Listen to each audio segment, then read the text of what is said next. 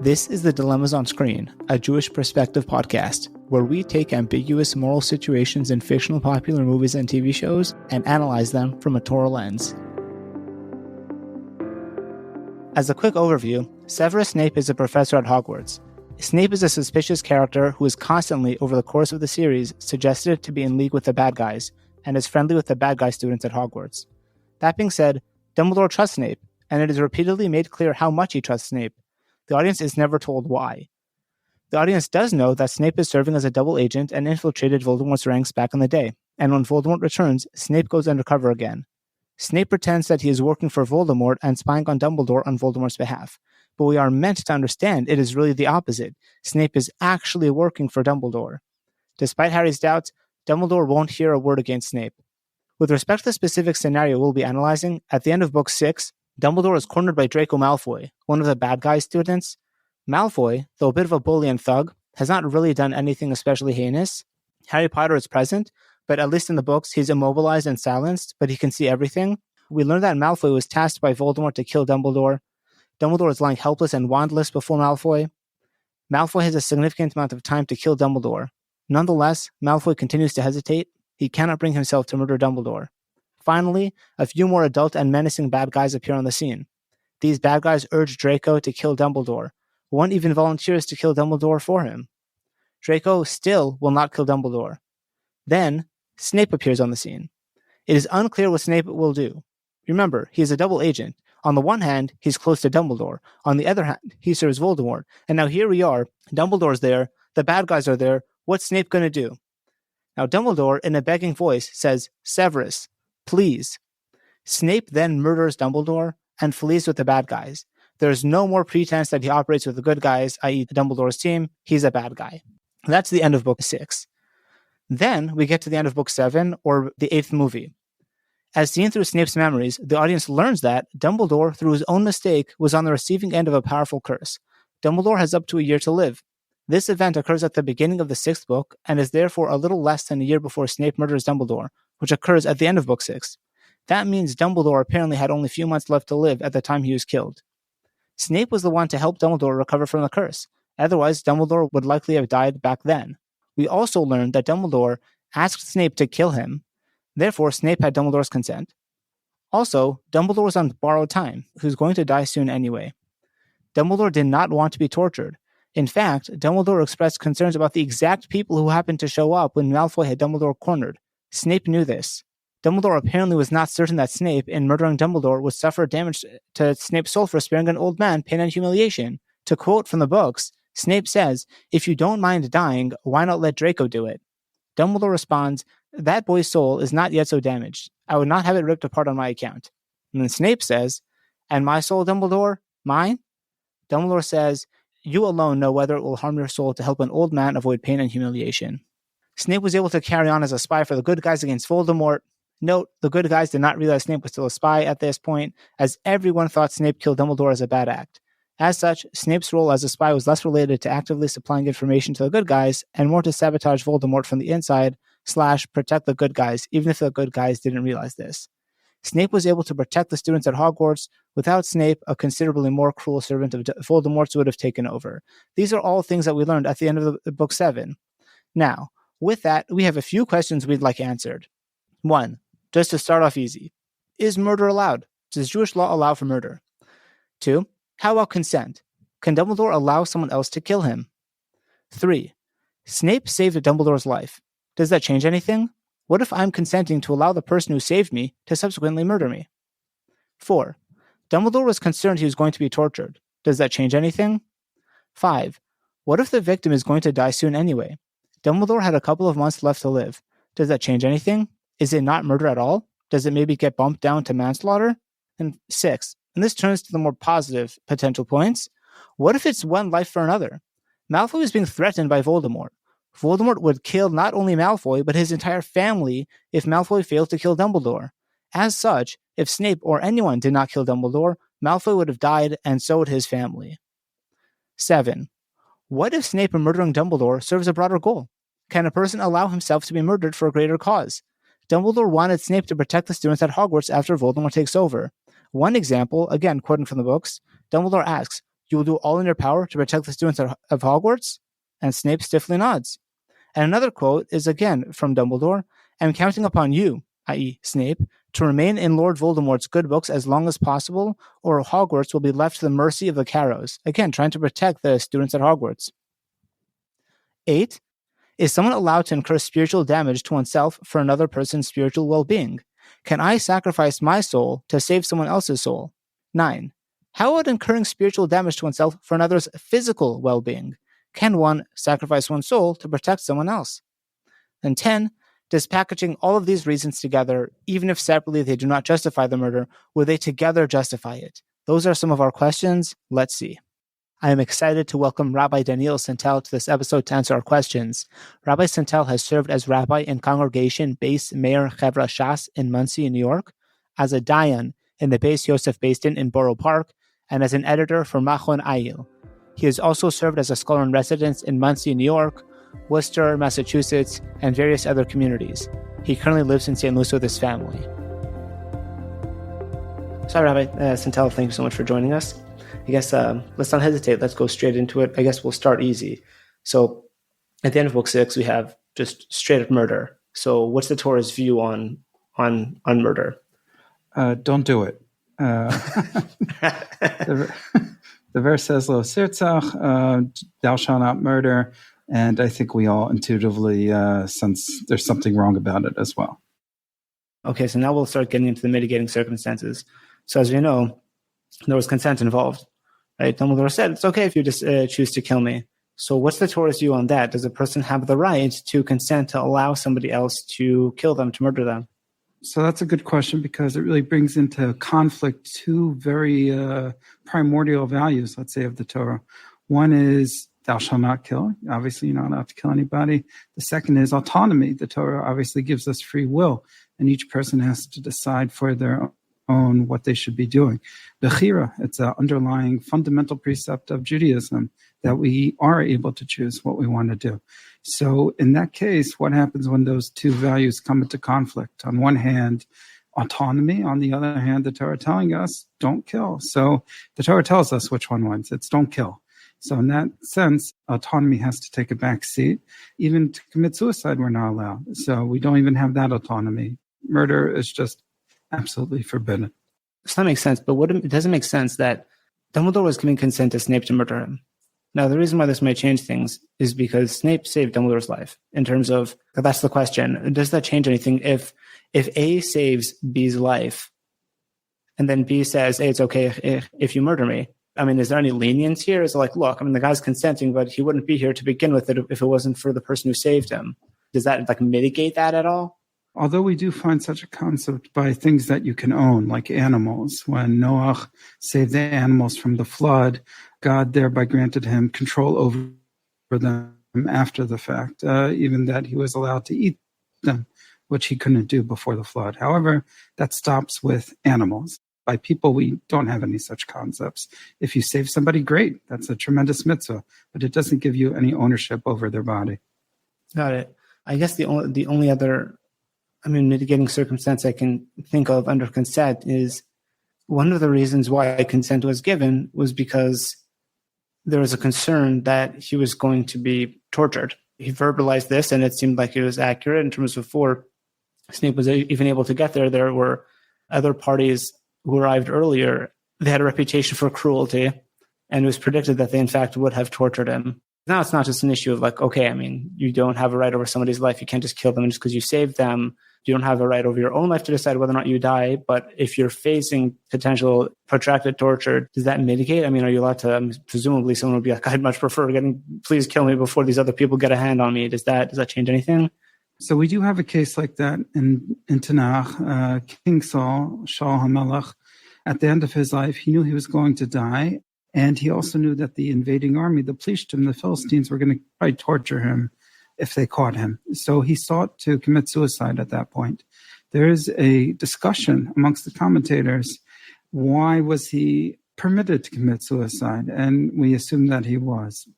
He was a very righteous person. So the Ramban, Nachmanides, says precisely for that reason, that if a person's afraid of the torture and what it might do to them, then that is a justifiable reason for committing suicide. Others don't agree with the Ramban. They say, no, even in such a case, you're not allowed to commit suicide. And we have an example of that from Rabbi Hanina ben Trajan, that he was one of the great saints. He said, give up your life. He was actually wrapped in wet wool and was set on fire. And they said, breathe in the fire, you'll die much more quickly. Why do you have to sit there and torture yourself? He said, no, I'm not allowed to. I can't shorten my life for even one moment. So you see the opposite there, that somebody could be tortured. A divergence of opinion. Obviously, it's not a situation where you have the freedom to ask your local Orthodox rabbi, but there's definitely divergent opinions on that topic. I see. And also, just for clarification, so there it seems like you're allowed to kill yourself. In our situation, it's just a little bit different in terms of somebody else was going to kill you. Does that change it? And in terms of one can take one's own life to avoid being tortured, is that person allowed to give consent to somebody else to kind of like step in and be like, look, I'm not capable of doing it. I need you to do it. And is that third party allowed to then kill the person who's potentially up for torture? His weapons bearer to kill him, his weapons bearer refused. So Shaul had to do it himself. So depending on how you understand the justification for Shaul's actions, that might impact whether or not you can ask somebody else to do it as well. You want just clarifying that point? So he asked his weapons bearer. The weapons bearer refused. Are there commentaries on that? There are commentaries. It's hard to know exactly why the weapons bearer refused. Obviously, there could have been a halacha element involved, that he didn't want to kill him. There was also a fear of the king element involved, that Jewish kings are not just people who are elected to their leadership positions or born into them. They have a divine mandate in a way that no other king or government does. That being the case, they're considered sanctified to a certain degree. In fact, after Shaul, he did attempt suicide. He threw himself on his sword, but it didn't quite do the job. He was in mortal throes, but he wasn't yet dead. Another person came by who finished the job for him. And that person subsequently went to David HaMelech, to King David, and explained what he did. And he thought David would be happy to hear that, because Shaul had always been trying to kill David, and now David's enemy was gone. But David was not happy to hear it. He recognized the righteous personage that Shaul was. He recognized him as the sanctified, chosen one of God. And in fact, he put the person to death who had killed him for daring to lay a hand on such a revered person as Shaul HaMelech. Wow, Hanzar, just to close the circle here, was it just because we distinguish between, in terms of the sanctity of life and the fear of the king, did David put him to death because of you killed the king or because you took somebody's life? I guess depending on that answer, that'll bear directly on our question. It was because he was the king, that he was the chosen one of God, and you have to be much more careful. Wow, that's okay. That's really interesting. Shifting gears here a little bit, so I guess we went through the consent. Would it make, I guess the second potential mitigating factor was, Dumbledore is going to die anyway, right? He had a couple months left to live. So when it comes to, one person killing another, does it make a difference whether or not the victim is going to die anyway? He has a really short lifespan, not much time left to begin with. Does that mitigate it? Does it at least bump it down from, say, just to take kind of legal terms, does it bump it down from, like, say, murder to, like, manslaughter? Does that change anything? So it depends. In most cases, it doesn't change anything. And the reason is we really have to dig down into why the Torah says it's forbidden to kill somebody. Obviously, it's intuitive, but can we phrase it in such a way that will give us some inkling of where the answer lies? So the answer is yes. What are the two options? The two options are, people have utility. Like we say in English, it's a waste of life when somebody gets murdered unnecessarily. But on the other hand, as that phrase implies, sometimes if it's not a waste of life, then we would accept it. On the other hand, you can have a viewpoint where, no, it's irrelevant of the utility of the person. Doesn't matter if they're productive, old, young, beautiful, not beautiful, making a lot of money, not making a lot of money, helping people, a mean person, different ways to value, an individual. The Torah says irrelevant. They're not precious because of their value. They're precious because of their soul, because they're a person, they're alive. Life itself has sanctity, and God granted us that. So with that in mind, we ignore the value of the person, meaning, okay, they might only have a few minutes left to live, in which case those few minutes are not nearly as valuable as somebody who has another 50 years to live, but we don't take that into consideration. If life is of infinite worth just because it's precious and sanctified, then even a small piece of it is of infinite worth, and we are not allowed to push it off for somebody who's going to live longer. Okay, that does make sense. Okay, so I guess the two mitigating factors we spoke about were almost like kind of like a negative in terms of it was trying to mitigate the negativity of the action. What happens if you bring in a kind of more positive value? What happens if it's now one life versus another?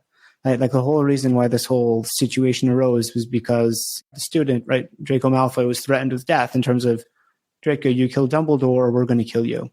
Are you allowed to kind of trade one life for another life? This isn't just like a so-called cruel act of murder. It is, but within the context, if you take a step back, we're like, oh, wait, hang on a second. Like this isn't so simple here. If the murder wasn't committed, then that person would in turn be murdered. And I realize that this is shifting gears. We were talking more about Snape before, but still, I just want to kind of take a step back for one moment. We'll bring it back in. But so what's the Torah's view there? Are you allowed to, I guess, kind of trade one life for another life if your life is being threatened?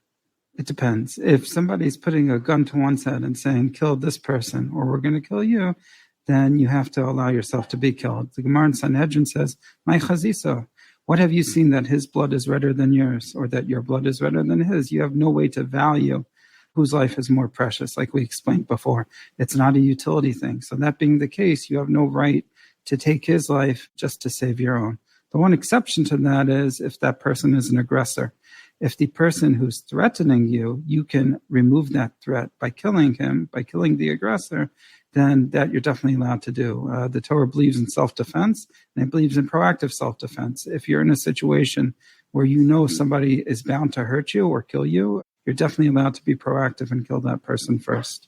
I mean, that's definitely intuitive. I am curious in terms of what's the difference between someone puts a gun to your head and is like, kill this other person. So that you can't do. But if that same person puts a gun to your head and you're able to kill that person, then certainly you can. It's intuitive, but what's the difference in terms of A threatens B, B has to kill C. Instead of B killing C, B could kill A. Like, what's the difference? I mean, C and A are still people. Why kill one or the other? What's the difference? As long as you kill somebody else, you'll be saved. There you go. Same equation. It's a good question. The Torah doesn't say explicitly what the difference is. It's more case-based. The case of self-defense is the Torah in the psukim themselves, in the verses, talks about where a person wakes up to find an intruder in his house. He can assume that intruder is going to be violent, and he can proactively kill the intruder before the intruder turns the tables on him. That's where we know self-defense from. And the logic of not killing somebody else is because you don't know whose blood is more valuable. And that's just, the Gemara presents it as a logic. Like that should be intuitive. Taken from that perspective, really the self-defense is the exception to the rule. So it's a good question, and we would really have to answer why self-defense is permitted. As you said, it's intuitive. It could be that by a person being the aggressor, they've given up their right to life in that sense, meaning once they entered into a violent confrontation, knowing they might die, so then we're allowed to protect ourselves in order to prevent our own death. Oh, interesting. That is one answer I heard, that the difference is when A threatens to kill somebody else's life, they've effectively forfeited their own. So now we have a life for a life, if you will. You're not allowed to kill somebody else to save your own life, assuming that person's not the one threatening you. What if there are more people involved? I mean, apparently Draco's whole family was at risk. If Draco didn't do it, then his whole family is going to get killed. So again, what happens if, do the numbers matter? Okay, look, either you kill this one person, and if you don't, I'll kill these 5 people. What if it's not one for one, but one for many? It usually will not make a difference. There's a famous Kesef Mishnah, Rabbi Yosef Cairo, who's quoted on this topic. The Rambam paskins that if a group of aggressors, surround a group of Jews and they say, give us one of you or we're going to kill all of you, you're not allowed to give that person up under most circumstances, and you just have to let everybody be killed.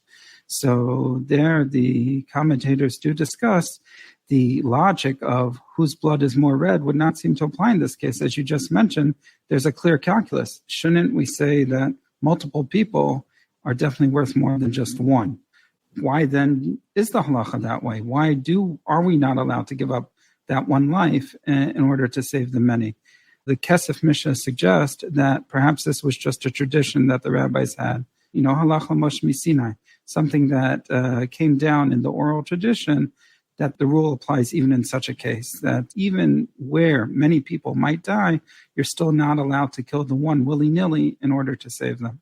Well, here we have a case of just kill this one person and then this whole group will be saved. So that person was named. I guess in such a case, what does the Talmud or the Jewish tradition say about that? Does that change anything? If it's it's not arbitrary, but it's specific? So there is a disagreement between the rabbis, Rabbi Yochanan and Reish Lakish in the Yerushalmi on this topic, Yerushalmi and Trumos. There are two Talmuds. One is Babylonian, one is Jerusalem. And Trumot is just one of the tractates, just for background for our listeners. Yeah. Sure. So there they have a argument over, even though they both agree normally you can't volunteer somebody to be killed, from the group in order to save the group.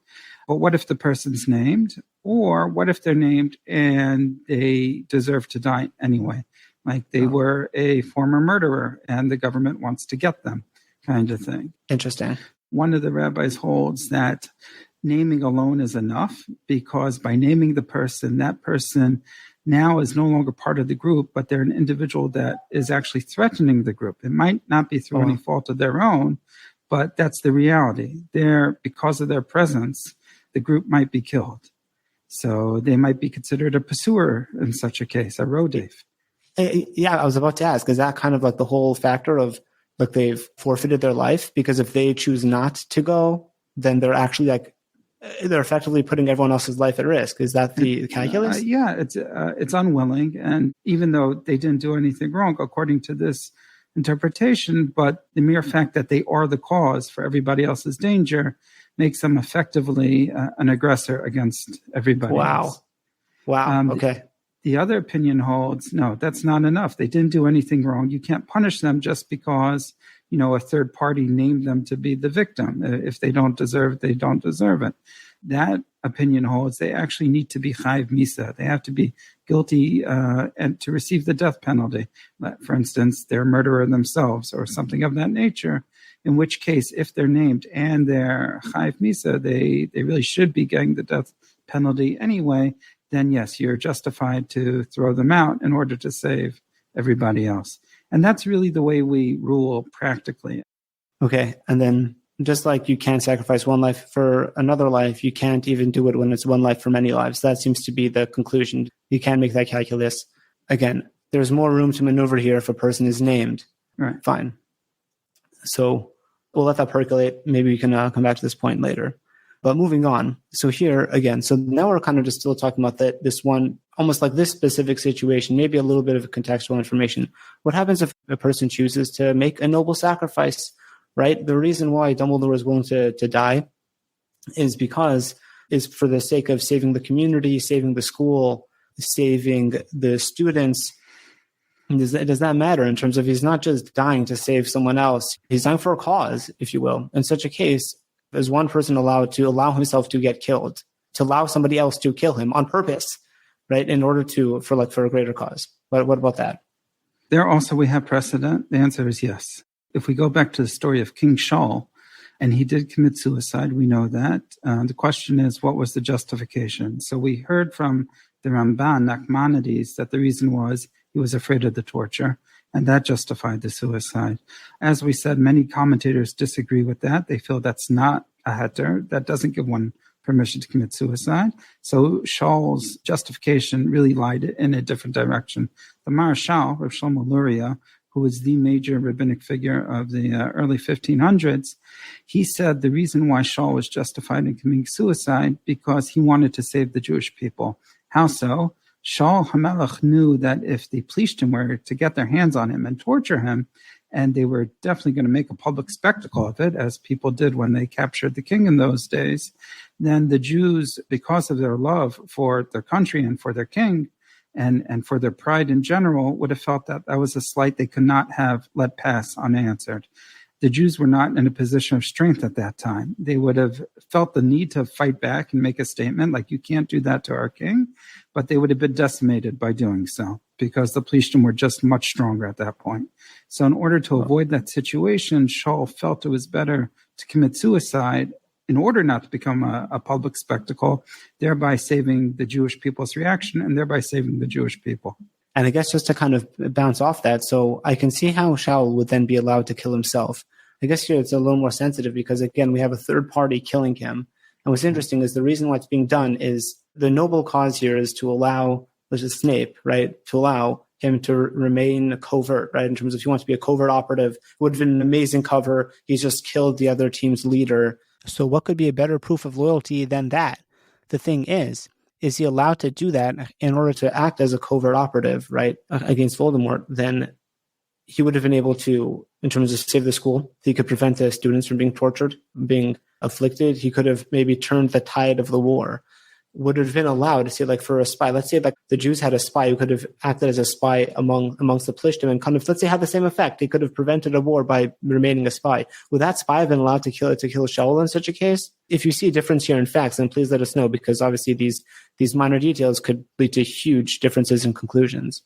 All right. Again, we did mention before that Shaul had asked his weapons bearer to do the deed, and his weapons bearer refused.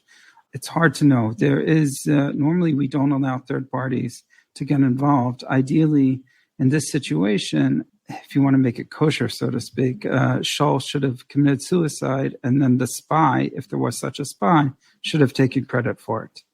That would make it much better. Let's say Shaul killed himself, right? And then you have this Jewish covert operative over there, and he was going to claim credit, but there were, like, say, 3 Plishtim who watched that. They're like, "You liar! We know you didn't do it. We saw Shaul kill himself." Could the Jew then go kill the Plishtim? Would there be an issue with the Jewish operative killing these 3 Plishtim? No, not at all. They're the enemy at a time of war. So that's a fair. Question. Veering back to Snape, and by that we want to ask: is one allowed to sacrifice their soul? In terms of, we are talking a lot about life, giving one life for another life. Are you allowed to take somebody's life? Can one give their own life? What happens when we're talking about spiritual damage? This is addressed by the characters in terms of, you're going to damage my soul. I don't really want to damage my soul. Can one person sacrifice his own soul in order to save the physical lives of others? That's the question. So there's a little bit of a catch-22 here, which we'll address in a second. But the language of the Gemara, when it discusses this, is that we don't tell a person that he should do a sin in order that somebody else should merit. Meaning every person, you're just not allowed to do averas. If you think about sins as a rebellion against God, then it makes sense. I can't rebel against God in order to allow somebody else not to rebel, because my rebellion itself is catastrophic. So we normally don't allow such a thing. Sometimes where we do allow it, because the Torah says you're allowed to do it. For instance, if we say pikuach nefesh, to save somebody's life, you're allowed to desecrate Shabbos. Even though Shabbos is one of the most important mitzvahs, still in order to save somebody, we break Shabbos. We do that avera, so to speak, in order to save the person. But the catch-22 here is that because God told us to do that avera, it's not an avera anymore. We get rewarded for those actions. So as long as the Torah says this is a case where you're supposed to suffer by doing that avera, then it's no longer an avera and we don't suffer from it. Would it make any difference if it was kind of for the common good? Again, like, it's what I could see it being. I guess that leads into my next question, because there is a comparison here of souls in terms of if there is something that needs to get done, right? This dirty deed, this murder has to happen. And the question is, it's either he's going to do it or the other guy's going to do it. And the person who's, like, for example, Snape had a damaged soul. He was kind of used goods, if you will. He was, he'd done enough damage. And as opposed to this other kid, he, again, maybe wasn't, the greatest guy in the world, but he hadn't done anything in particularly heinous. We'll start with that for now. I have a follow-up question, but are you allowed to factor in this deed is going to be done? It's going to be done. Now, let's just make a calculus. Who's got the more damaged soul? Right? We'll let the guy who's kind of already kind of like, who's all kind of broken, let him take the damage because it doesn't make that much of a difference. It's supposed to be, don't necessarily this, if you want to say this pure light. So is there a difference here? Is there a way, are you allowed to make that kind of calculus? So that we don't look at people's past history. We assume that at the given moment, everybody's righteous and that they're allowed to do the right thing right now, irrelevant of who they were before. So just because somebody did bad things previously doesn't mean we make him continue to do bad things. So that would not be part of the decision making. There is a concept here. Let's say you're talking about somebody doing the wrong thing. Can you ever do the wrong thing for the right reasons? The answer is very, very rarely, but there is precedent for such a thing. It's called an avera lishma, doing a sin for the sake of heaven. Where do we see examples of that? We see the case of Yael and Sisera. Yael was a righteous Jewish woman who captured the enemy king, but she seduced him in order to kill him. And because of that, many, many Jews, thousands upon thousands of Jews were saved, and they won the war.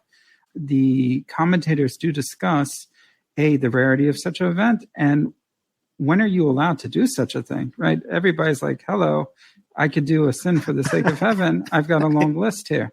So that being the case, the Rosh Yeshiva of the Volozhin Yeshiva, the Netziv, he said that there are a number of factors which have to be fulfilled in order to do an avera lishma, in order to do a sin for the sake of heaven. But the most major one, which knocks about 99% of the cases out of contention, is you cannot get any pleasure from that sin. If it's something you want to do, or you're going to enjoy doing it, or you like it for some reason, then you're not allowed to do it. It's only if it's something that will cause you pain by doing it, does the conversation even start. It was quite clear that Snape did not want to do it, right? He didn't want to do it. It didn't seem like he took any pleasure in it. So I guess let's dwell on this just because I don't want there to be any misunderstandings here. Are you allowed to cause spiritual damage to save somebody else's spiritual life? That's one. And two, does it make a difference if it's for the public good? Are there differences between one person benefiting and many people benefiting? Are there any distinctions there made? There are distinctions. In terms of doing something spiritually wrong in order to save somebody else's spirituality, there is a famous responsa from the Rashba where he discusses the case if a girl was kidnapped or even went voluntarily and she's going to somehow be converted to Christianity. Are you allowed to desecrate Shabbos in order to go and retrieve her to prevent that from happening? That's a discussion. It's brought down the Mishnah Berurah as well and all the major halachic works. Sometimes the answer is yes, you are allowed to desecrate Shabbos in order to go and save her. One of the logics behind this idea, the Gemara says, is because in certain cases we say it's better to desecrate one Shabbos in order to facilitate keeping many of them. So that would be the case here as well. There is a calculus involved, but it's pretty complicated. It's not so simple the way I said it, and there's a lot more factors that go into that decision. Yeah, and sorry, just to ask about that one specific question, just to type notes, I'm surprised. Why would you even need to enter that calculus? If a person was kidnapped, wouldn't it just be like the person was kidnapped? But they're not in danger. They're going to be well-fed, taken care of. Oh, I see. They're going to grow up to be a nun. This isn't like a case of the person's life is in danger. You actually know where they are. You know that they're being taken care of. There's no risk to their personal well-being. Oh, I see. There's no concern for their physical well-being. This is a purely spiritual matter. Yes. Got it. Those are really all the mitigating circumstances. And now I just want to sum it up just to make sure we're all clear. Just kind of quickly summing it up and let me know if I have this right. So our first question was, what if there's consent? That doesn't seem to matter. The only time there might be a mitigating factor is if the person is going to be subject to torture. Potentially, you'd have an opening for this to be okay if there's torture at hand. That's one. But then, and two is, what if the person doesn't have long to live? So there's just no opening. Life is valuable. A few minutes, 50 years makes no difference whatsoever. Then we asked, are you allowed to sacrifice one life from the other? Again, total shutdown. Absolutely not. What if it's one life for many lives, a person's whole family versus just this one life? No. If a person chooses to sacrifice themselves, it's okay for them to do it, to sacrifice themselves. But a third party can't step in and be like, hey, your death is going to be really good for people, so I'm going to kill you. Exactly. Got it. Okay, perfect. And then the last question is a person allowed to sacrifice his own spiritual well-being for the well-being of others? I know we already spoke about this. I personally don't think I'm particularly clear. So can we just hash that out again? So theoretically, yes, there are a lot of factors that have to be taken into consideration. I mean, a lot of check boxes that have to be checked in order to say that you're allowed to do so, but definitely the possibility is there. Got it. Okay, so the possibility exists, but this is kind of interesting. So from what I understand, it's a fact specific, but it's also internal motivation here. Like that's motivation a very big factor. Certainly makes a big difference. Yeah. Okay, that's interesting. Does that often make a difference? A person's motivation? I mean, that seems like that's a whole question. The word lishma, which we throw around a lot, means what's a person's intention, what's their motivation. So to do an avera lishma, to do something wrong for the right reasons, is almost purely intentional based. Yeah. Okay, got it. I do have one last question. My last question is like this. So we spoke about all these kind of factors. We tried to isolate them to be like, would this make a difference? What about this? What about this? Sometimes the sum is greater than its parts. So let's say we were to kind of combine this entire situation. I mean, this isn't just one thing, right? It wasn't just that there was consent and just that the person had less life to live and the person happened to be killing. If you kill one person, you'll save a whole family. Let's say we take all of these, right? All of these factors were in play, in fact. And I'm sure that's what the author was trying to do. They were trying to kind of swoop us along, like off our feet and be like, what seems so wrong at the end of book 6 and like at the end of book 7, Snape is a hero.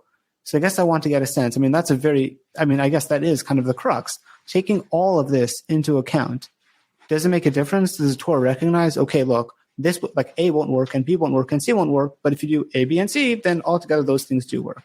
So I guess as our final word here. It depends. If A, B, and C are weak reasons, which by themselves wouldn't justify something, then that would be true. A combination of them might become more powerful, but that's not what's happening here. In these cases, the A, B, and C's are rejected justifications. We say absolutely not. So in that case, 0 plus 0 plus 0 is 0. It doesn't add up to anything. Okay, that's good. Okay, so interesting. So if we said, I guess taking the ones that did kind of work, from what I understand, that's the torture one, right? Yes. So if there was a possibility of torture, even though I know that's a minority opinion, only one person, right. I think you said only one person said that, Nachmanides. So if there's a possibility of torture and that the person, I think the only other one was because they were doing it for a cause. A third party is not allowed to kill you for a cause. Which other factor, I guess if you had the Avera Lishma, like doing the wrong thing for the right reason, would those two things work together? Right. And Shaul HaMelech, according to the Marshal, did it in order to save the Jewish people, that they shouldn't feel the need to attack the Plishtim and then be killed as a result. Okay. This is great. Thank you so much for having this discussion. Before we sign off, are there any concluding thoughts, or was that how we respond? I think we covered it. Covered it? All right, perfect. All right. Yeah. Rabbi Sentell, thank you so much for taking the time to walk through these questions with me. Have a wonderful day. Good day. Thank you for tuning in to the Dilemmas on Screen, a Jewish Perspective podcast. If you enjoyed this episode, please subscribe. If you have any suggestions for a moral dilemma you'd like analyzed, feel free to send it over. Thanks again, and see you next time.